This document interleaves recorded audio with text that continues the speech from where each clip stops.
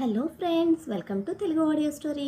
మీరు కనుక ఛానల్ని ఫస్ట్ టైం చూస్తున్నట్లయితే ఛానల్ సబ్స్క్రైబ్ చేయండి, లైక్ చేయండి. అలాగే ఈ స్టోరీపై మీ వాల్యుబుల్ ఒపీనియన్ని కమెంట్ రూపంలో తెలియజేయండి. ఇక కథలోకి వెళ్దామా? నా రావణ్ లింక్ డిస్క్రిప్షన్లో ఇచ్చాను, అక్కడ చూసి ఫాలో చేయండి. జ్యూస్ కంప్లీట్ చేసి గ్లాస్ పక్కన పెట్టిన సహస్రం చూస్తూ గుడ్ అని మెచ్చుకుంటూ సహస్రం మెడపట్టి దగ్గరికి తెచ్చుకొని తన పెదవులు కండిన పండ్ల రసాన్ని స్మూత్గా పెదవులతో లిఫ్ట్ చేశాడు రాజ్. అయ్యగారి చిలిపి అల్లరికి సమ్మోహనంగా నవ్వుతూ ఫోర్ హెడ్ మీద కిస్ చేసింది సహస్ర. ఈ ఫ్రూట్స్ ఫ్లేవర్స్ కన్నా నీ లిప్స్ ఫ్లేవర్ చాలా టేస్టీగా ఉంటుంది అంటూ వెనక్కి వెళ్తున్న తనతో పాటే పైకి లేచిన రాజ్ దుప్పటితో సహా హంసపాపను ఒడిలోకి తీసుకొని ఇద్దరి పెదవులు ముడివేశాడు. మళ్ళీ మొదలైన పెదవుల సయ్యాటలో చుట్టేస్తున్న రాజ్ మాయలో పడిపోవడానికి ఎంతోసేపు పట్టలేదు సహస్రకు. పెదవులు వదిలి చెంపల మీదుగా మెడ మీదకి చేరుతున్న రాజ్ చేస్తున్న మాయకి ఐ నీడ్ ఏ బ్రేక్ అని మోహన్ రెండిన మత్తైన గొంతుతో అడిగితే షోల్డర్ మీద ఆడుతున్న సహస్ర ఫింగర్స్ తన బాడీలోని ఫీలింగ్స్ అబ్జర్వ్ చేస్తూ నాకు మూడ్ వచ్చినప్పుడు బ్రేక్ అన్నావంటే మూతి పగులుద్ది అని నున్నటి షోల్డర్ మీద బైట్ చేస్తే నొప్పి అని మత్తుగా మూలిగింది.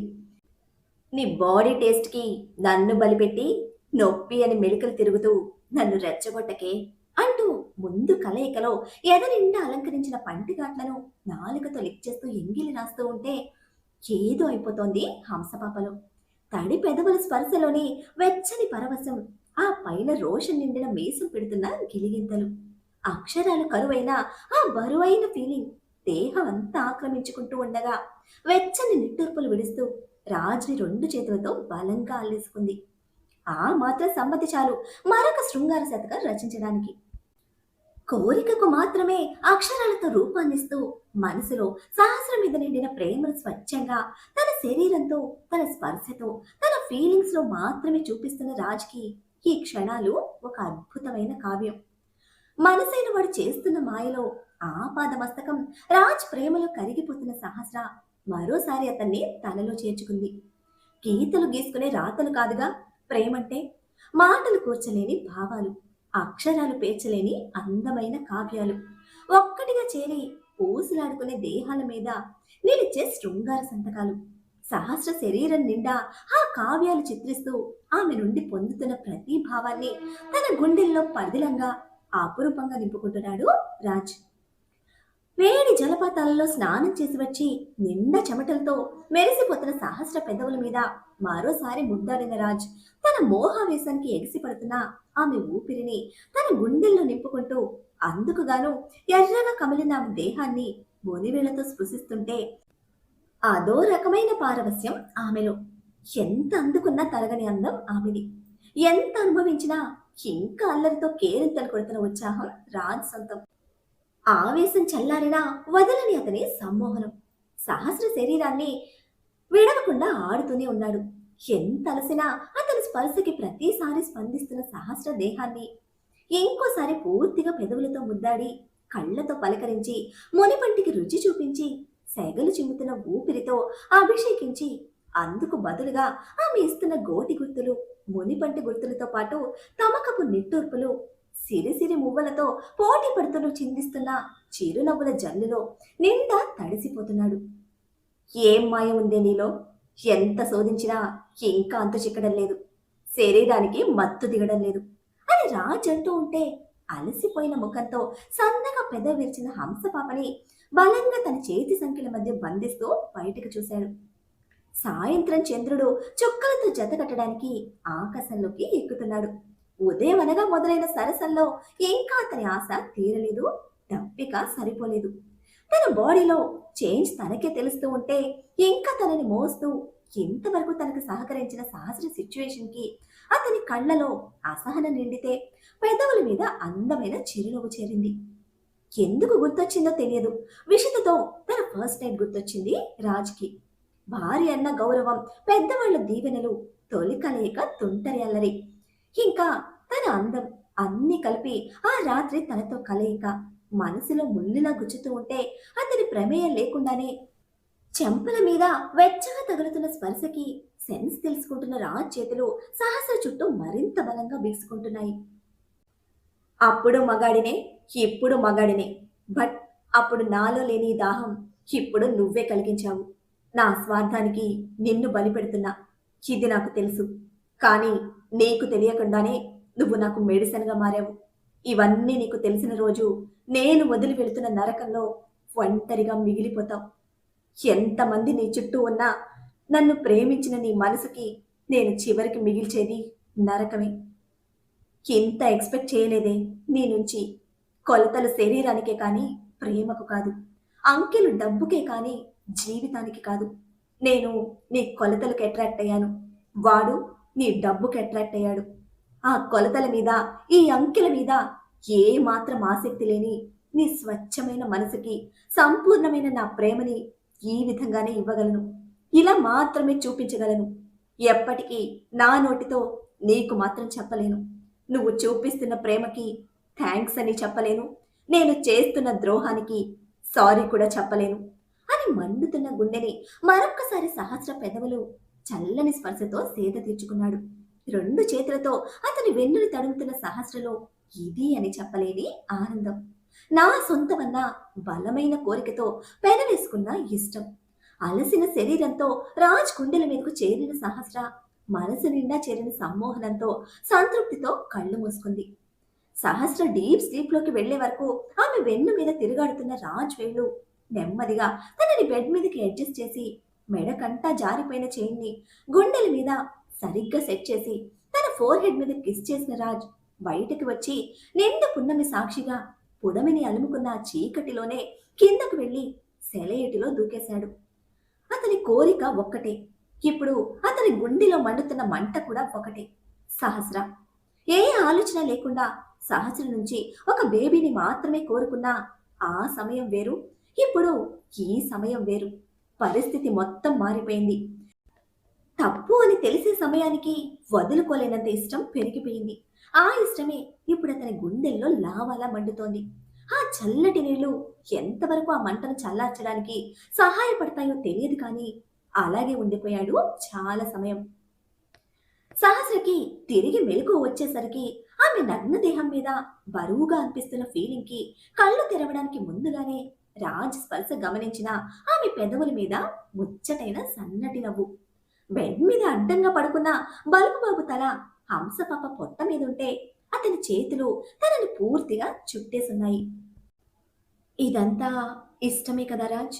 నీ కోరిక తీరాక నన్ను వదిలేసి హాయిగా పడుకోకుండా ఎందుకిలా నన్ను ఎత్తుకుపోయినావు అని సన్నని గొంతుతో ఇష్టంగా ప్రశ్నిస్తూనే హ్యాండ్ సపోర్ట్తో పైకి లేవడానికి చూస్తే ఒక చెయ్యి రాజ్ కుడి చేతిలో బందీగా ఉంది. మెంటల్, దొంగని పట్టుకున్నట్టు ఇలా పట్టుకున్నావేంట్రా అని ముద్దుగా తిట్టుకుంటూనే రెండో చేత్తో బ్లాంకెట్ కింద నుంచి రాజ్ తలలోకి చేతిని చేర్చి కదిలిస్తూ మళ్ళీ కళ్ళు మూసుకుంది. హంసపాప చేతి వేళ్ల పుణ్యమాని కాసేపటికి కళ్ళు తెరిచాడు బాబు. కళ్ళు తెరవడమే ఇష్టంగా తన తలలో ఆడుతున్న హంసపాప వేళ్లను కసక్కున పంటి కింద నొక్కి పెట్టేస్తే ఆవ్ అని అరుస్తున్న హంసపాప నొప్పి పూర్తిగా ఫీల్ అయ్యేలోపే ఒక రౌండ్ కొట్టి తన ఫేస్ దగ్గరికి వచ్చిన రాజ్, ఎందుకే డిస్టర్బ్ చేస్తున్నావు అంటూ కయ్యమన్నాడు. ముఖమంతా ముడిచి, మెంటల్, కళ్ళు తెరవడమే స్టార్ట్ చేసావా నీ టార్చర్ అని రుసరుసలాడుతున్న సహస్ర బుగ్గల మీద కమిలిన తన గుర్తులు చూస్తూ, సో సెక్సీ, జున్ను ముక్కలా ఇంత మెత్తగా ఉన్నావేంటే అంటూ వైట్ మార్క్స్ ని పెదవులతో చప్పరిస్తూ ఉంటే సడన్ గా మారిపోయిన రాజ్ ఫీలింగ్ కి ఫాస్ట్ గా కనెక్ట్ అవ్వలేని హంసపాప బాడీతో పాటు బ్రెయిన్ అండ్ హార్ట్ కూడా కన్ఫ్యూజ్ అయ్యాయి. ఏం చేస్తున్నావు అని బరువుగా పలుకుతున్న స్వరానికి నవ్వుకుంటూ తన టచ్ కి ముడుచుకుపోతున్న పెదవులను వేళ్లతో లాగి నాలుకతో లిక్ చేస్తూ, ఆకలేస్తుంది అన్నాడు హస్కీ వాయిస్ లో. నిమిషం కూడా కాకముందే ఆకలి అంటున్న అయ్యగారి ఆనెస్ట్ ఫీలింగ్ కి కళ్ళు తెరిచిన సహస్ర ముఖం చిన్నబోయింది. నాకు కూడా చాలా ఆకలిగా ఉంది, బాడీ మొత్తం వెయిట్ గా ఏదోగా ఉంది అని అంటుంటే, హలో మిస్ హంస, నా ఆకలి ఫుడ్తో తీరేది కాదే, నీ సొగసులు వడ్డిస్తే తీరుతుంది. ఇక బాడీ వెయిట్ అంటావా? నా ఫీలింగ్స్ చల్లారి బాడీ లైట్ అయింది, బట్ నీ ఫీలింగ్స్ అన్నీ నీలోనే స్టోర్ చేసుకున్నావు కదా, అందుకే ఇంత వెయిట్గా ఉంది. నెక్స్ట్ రౌండ్ నీదే, ప్రిపేర్ యువర్ సెల్ఫ్ అంటూ ఐ వింక్ చేసి చెప్తూ ఉంటే అర్థం కాని సహస్ర అదేదో Malayalam horror cinema Korean sub titles తో చూస్తున్నట్టు మొహమంతా అదోలా పెట్టింది. నీ పీత బుర్ర పెట్టాల్సిన చోట మాత్రం పెట్టవు, ప్రతి చోట పెడతావు అని నెత్తి మీద ముట్టి నెక్స్ట్ రౌండ్ స్టార్ట్ చేద్దామా అన్నాడు కిల్లింగ్ స్మైల్ తో ఓరగా చూస్తూ.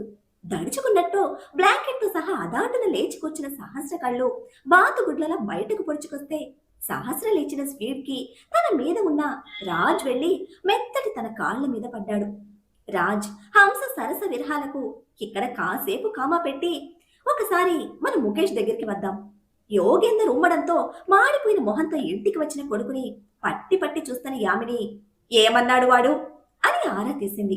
జరిగింది చెప్పి వాడికి పిచ్చి పట్టిందమ్మా, కూతుని చంపిన అల్లుడి మీద కసితో ఉన్నాడు. ఇద్దరం కలిస్తే బలం కలిసొస్తుంది, వాడి మీద గెలుపు ఈజీ అవుతుంది అని నన్ను నేను తగ్గించుకున్నందుకు వాడు నోటికొచ్చినట్టు పిచ్చి పిచ్చిగా వాగాడు. నన్ను భయపెట్టి బేవస్ సజెషన్స్ ఇస్తున్నాడు. మనం మంగళం చెప్పినట్టు రాజ్ని డైరెక్ట్ గా ఫేస్ చేయలేము. ఆ ముసలోడు కూడా అందుకు భయపడుతున్నాడు. పైగా ఇప్పుడు జైల్లో ఉన్నాడు. ఇక వాడి వల్ల కాదు, వాడితో మనకి ఎటువంటి యూస్ లేదు. నేను దానికి వేరే దారి చూస్తాను అన్నాడు కసిగా. అదేదో త్వరగా చూడు. ఆ సహస్ర మన చేతి నుండి జారిపోతే ఇక మన బతుకులు ఊహించినంత భయంకరంగా ఉంటాయి.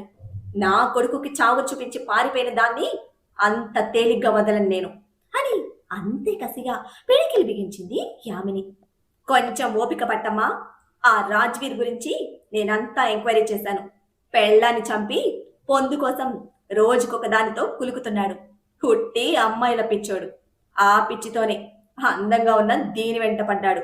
ఆ మోజు తీరగానే దాన్ని నిర్దాక్షిణ్యంగా వదిలేస్తాడు.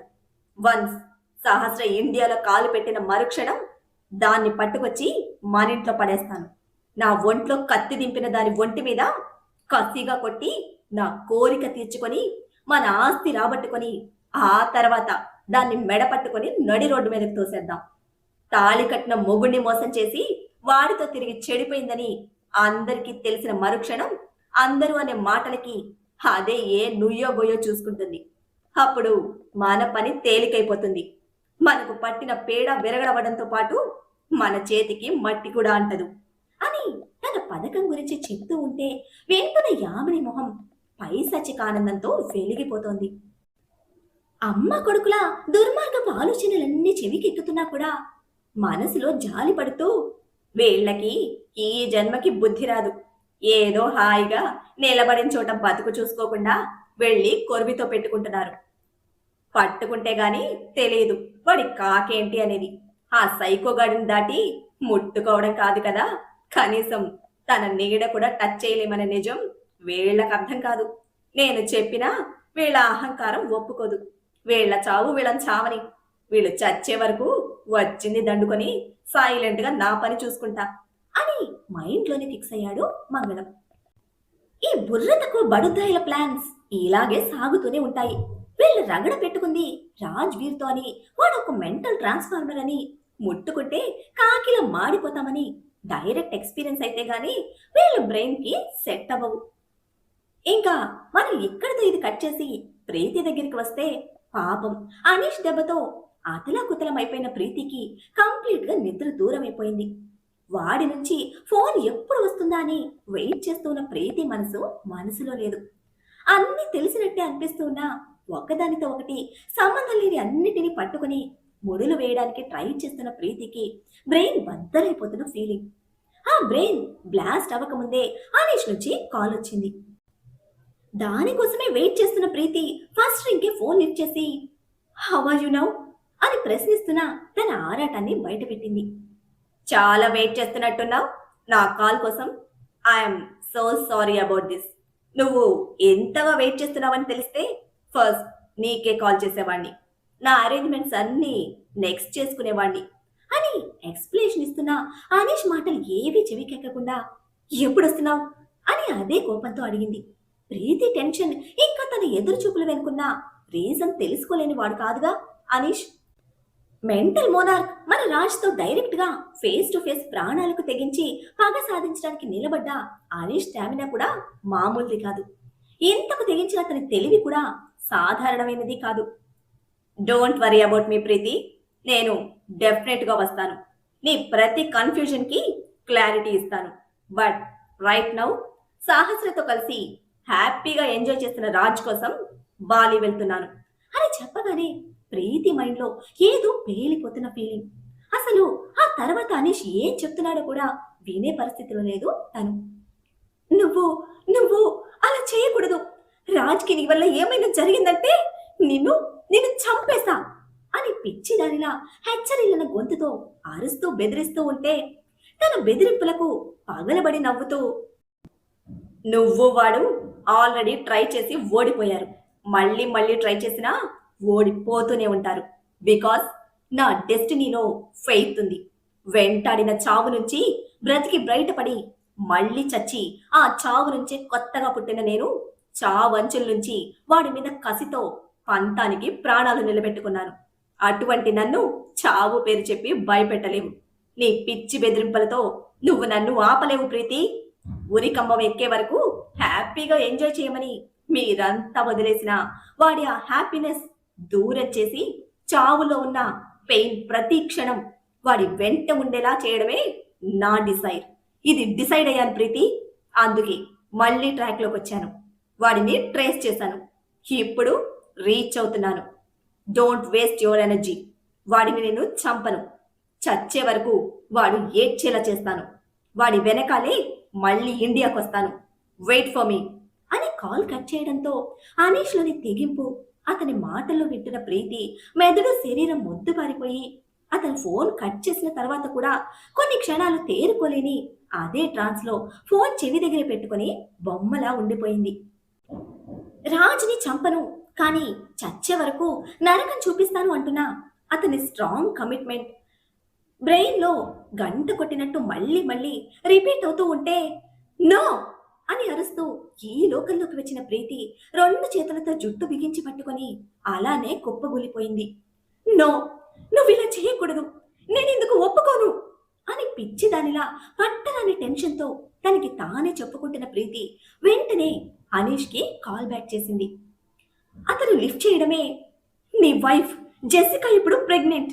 నువ్వు రాజ్ మీద కోపంతో ఏమైనా చేస్తే నీ ప్రాణం పోతుంది. జెసికా నీ కోసం వెయిట్ చేస్తుంది అని చెప్తూనే ఉన్నా అటు నుంచి మాత్రం రెస్పాన్స్ లేదు. చెవి దగ్గర ఫోన్ చేతిలోకి తీసుకొని చెక్ చేసిన దానికి అప్పటికే కాల్ కట్ అయి కనిపించడంతో పిచ్చ టెన్షన్తో వణికిపోతూ మళ్ళీ కాల్ చేసింది. Preethi, don't disturb and don't try to stop me. I already told you, వాడికి చావు ఫిక్స్ అయింది కాబట్టి ఆ పని నేను చెయ్యను. బట్ వాడిని సంతోషంగా కూడా ఉండనివ్వను. ఈ విషయంలో నువ్వు ఎంత ట్రై చేసినా నన్ను ఆపలేవు. I'm already in airport. ఇక జెసికా గురించి అంటావా? She my Angel. లైఫ్ ఇచ్చింది తను నాకు. అందుకు తగ్గ వాల్యూ ఇచ్చాను మా రిలేషన్కి. ఆ లైఫ్ నుంచి నన్ను బయటకు లాగేసింది రాజ్. ఇక వాడు తప్ప నాకు ఎటువంటి టార్గెట్స్ లేవు. నేను లేకపోయినా జెసికా చాలా హ్యాపీగా ఉంటుంది. తన గురించి నాకు ఎటువంటి రిగ్రెట్ ఫీలింగ్ లేదు. తను నా వీక్ పాయింట్ కూడా కాదు. బట్ నీ మీద జాలితో ఒక మాట చెప్తున్నాను విను.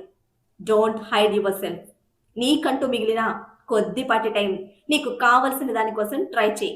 నీ హ్యాపీనెస్ ఎక్కడుందో అక్కడే ఉండు. Open up your self. It's my humble advice for you అని చెప్పి కాల్ కట్ చేయడమే స్విచ్ ఆఫ్ చేశాడు అనీష్. అయితే ఇక వాడి అడ్వైస్తో మాట్లాడే పరిస్థితిలో లేదు ప్రీతి. తన ఆరాటం దేనికోసమో, తన ఆవేదన దేనికోసమో ప్రశ్నించుకుంటున్న మౌనంలో స్తబ్దుగా మిగిలిపోయింది.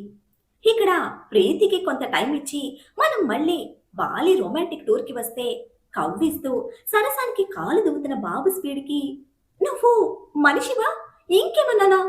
ఏడిపించడానికి కూడా లిమిట్ ఉండాలి.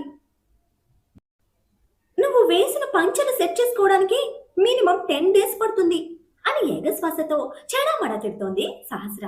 హంస పాప తిట్ల వర్షానికి కామా పెడుతూ నువ్వేమైనా తక్కువ వేసావా అంటూ అప్పటి వరకు బ్లాంకెట్తో ఉన్నవాడు లేచి కూర్చుంటూ రాజ్ తన బాడీని ఎక్స్పోజ్ చేశాడు. మరి రాజ్ బాడీ చూసిన సహస్ర రియాక్షన్ ఏమై ఉంటుంది? బలుపు బాబుకు ధీటుగా ప్రణయ యుద్ధంలో తీపి గాయాలను బహుమతిగా ఇచ్చిన హంస పాప రాజ్కి చేయబోయే ట్రీట్మెంట్ ఏమిటి? అనీష్ చెప్పినట్టుగానే బాలి వెళ్తాడా? వెళ్ళి ఏం చేయబోతున్నాడు? సహస్రరాజ్ ఏదైనా ప్రమాదంలో పడనున్నారా? ప్రీతి ఈ విషయం అభితో షేర్ చేసుకుంటుందా? ఏం జరుగుతుందో తెలియాలంటే నెక్స్ట్ ఎపిసోడ్ని ఫాలో చేయండి. అలానే ఈ ఎపిసోడ్ని లైక్ చేయడం మాత్రం మర్చిపోకండి. Bye friends.